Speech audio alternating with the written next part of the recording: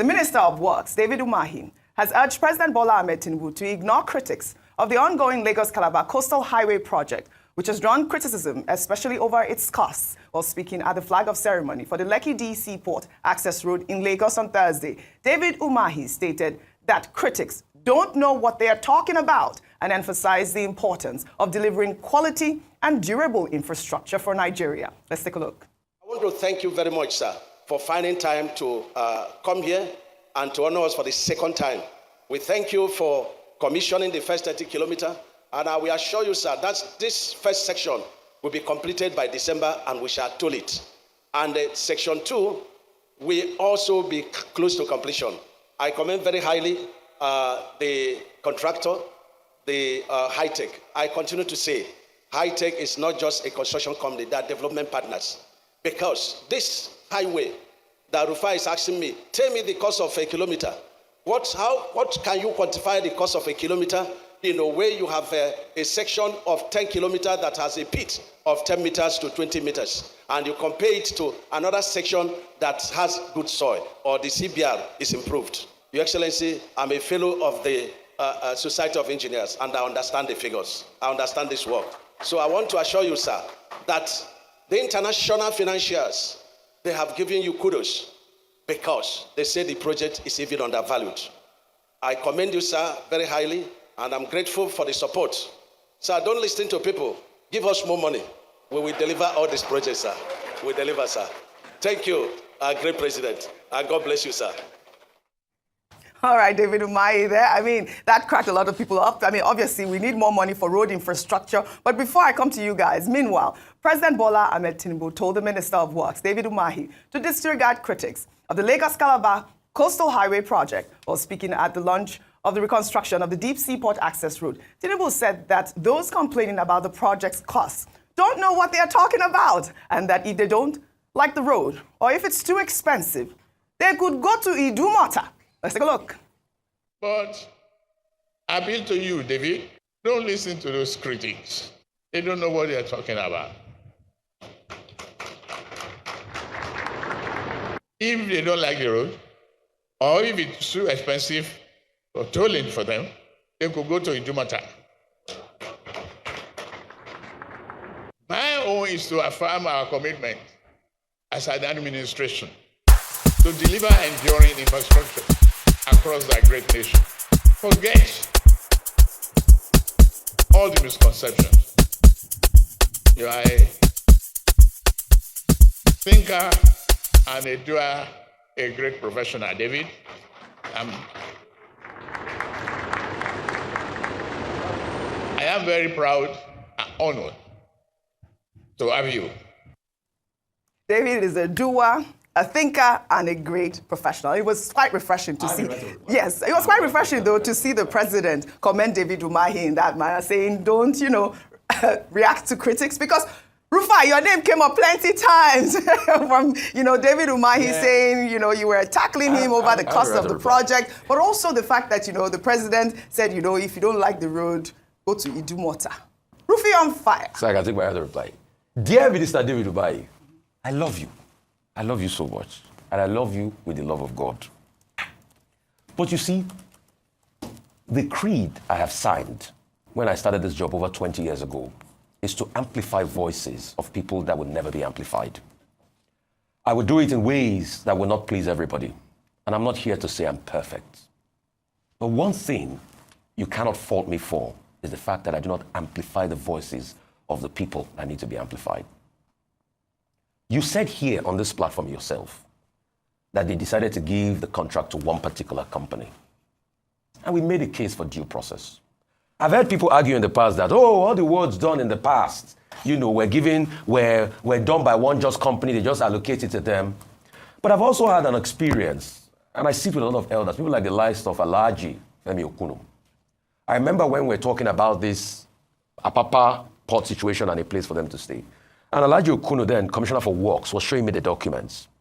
He did show me the bid put forward by many companies for that project.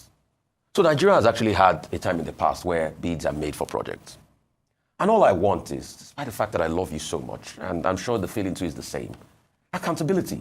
You talked about the cost for the project, But I know that there's also something called variation cost, the cost you meet after you start the project, which are circumstances you might not plan for. All I'm just saying is bring out all the cost. Do a spreadsheet, do a bullet point, bring back all the cost. Iterate the cost per kilometer. React to the videos of the people that said the road is not up to 30 kilometers. Put it in this day newspaper for all Nigerians to see. It's just the public accountability we want. We've got nothing. Yeah. Once again, Mr. David Umahi, I love you with the love of God. As regards President Tinubu, I think President Tinubu, sir, with due respect, it's quite insensitive for you to say that if you don't like the projects, go to Idumota. It's not fair. Dear President Tinubu, we appreciate your good works. We know you're trying. But you see, there are going to be criticisms. People will criticize you. It's for you to be able to reassure the critics every time, not by dismissing them. They will be like a pest to you sometimes, like you feel that they are being now. But it's for you to be able to reassure them. And President Tinubu, we still have to put it at your doorstep.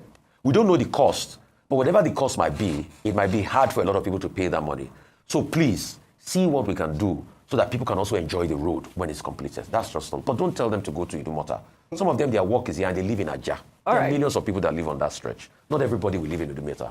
Your Excellency, sir, I love you so much, my dear President. Jagaban. Jagaban! I love when he said Jagaban. Well, all right. Before I come to you guys, the Lagos State Governor, Babajide Sanwo-Olu, was noticeably absent at the flag-off ceremony for the reconstruction of the Lagos DC port. However, his deputy, Femi Hamzat, attended in his place. Well, during the ceremony, Tinubu directed his remarks to the deputy governor and used the opportunity to issue a stern warning to governors, including Lagos, against granting unauthorized planning approvals for developments that encroach on the road setbacks and maritime zones, threatening to revoke such approvals. Sanwo-Olu's absence and Tinubu's pointed remarks have fueled speculations about an alleged rift between the two politicians. Bimbai, we saw the last event when we did take the story where it appeared that the president snubbed the governor, and now we're seeing that the governor was conspicuously absent during this event, and Tinubu even had to direct the deputy governor to, tell the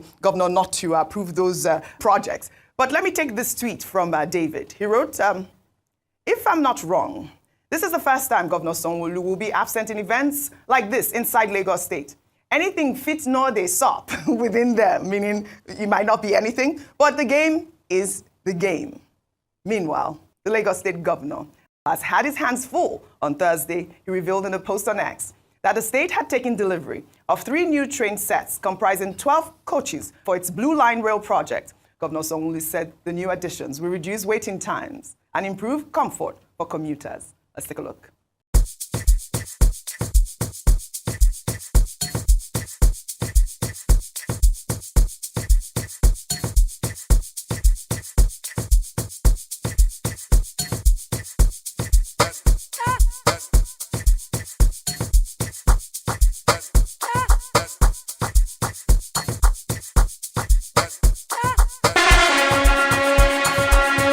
This is laudable. We always congratulate Governor Sanwo-Olu, really. I thought that was great to see. He was right in the middle of the whole commissioning of the depot that he unveiled it. So it appeared that he was quite busy yesterday as well. Bimbai, Rotus, both of you really quickly on both subjects. Well, politically things are heating up and gathering momentum very quickly. So I think after what happened last week at the inauguration of the Lagos-Calabar Expressway and the conversation around it, the innuendos, the assumptions that many people had made, I think many people were looking forward to this event as an opportunity for them to dismiss any speculation in the air and just show a solid front. It must be stated that Governor Sanwo-Olu has written to support, he's shared his support for the president severally over the past few weeks. He's also been busy, attended the goalkeepers event with Bill Gates and so forth. However, I think this was a missed opportunity for him to just show up, even if it's just for the optics, because this is his state and he has been in term for he's had 1.5 terms now. So he's been a big part of the conclusion of this project. Having said that, now when you hear the comments around governors having to work closer with the Surveyor General of the Federation to ensure that approvals are not just sort of granted without some sort of alignment with what's happening in the center, also got people talking. And they're saying that, okay, so is it that there were some projects that Yeah. were given that without Those are the you know without the, questions, yeah. consciousness of the center and so forth. Is this what he's being punished for? Is this what the fallout is about? Well, so much speculation Yes. around that. But I like the fact that in the midst of all of this, Governor Sanwo-Olu has chosen to work. Absolutely, which is he's a still nice working. response. And that's why I'm to- coming to yeah. Rotus with the rail line For and the, how for the people who are great watching it at is. home, if rail reduces the decongest traffic, right?